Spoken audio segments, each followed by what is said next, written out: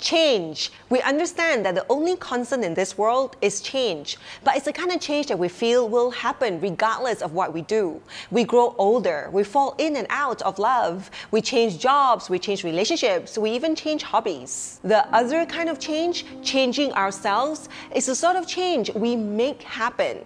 The kind of change we may feel is difficult. In fact, we may feel that it's impossible to change every aspect of ourselves, no matter how hard we try. But that is not true. The power and privilege of being human is that we can change any aspects of ourselves if we want to. The problem doesn't lie in whether or not it is possible to change ourselves. The problem lies in our expectations of the results from our efforts to change. Change is not a goal. Change is a journey. So changing any aspect of ourselves that we don't like isn't like going to the hair salon, where we walk in with dark hair and walk out with blue hair. That kind of change is obvious and instantaneous. Changing ourselves is more like exercise. We don't walk into the gym one day and walk out the next day with a six-pack. That happens bit by bit over time.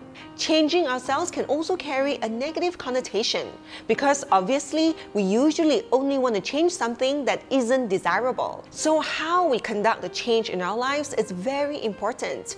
Do we try to change by fighting against who we are, or do we try to change by accepting who we are and then working on changing the aspects of ourselves that we would like to be better? It's important to know the difference because the former is laced with frustrations and anger, hence why we can perceive change as impossible. And the latter is filled with love and encouragement, which allows us to slowly but surely change. We can change any aspect of ourselves if we try hard enough, but more than that, if we try smart enough. And that is to cultivate the mindset that we can change through acceptance and patience, and not through fighting and expectations. This way, we'll see the power we have to create the changes we want, to be happy always.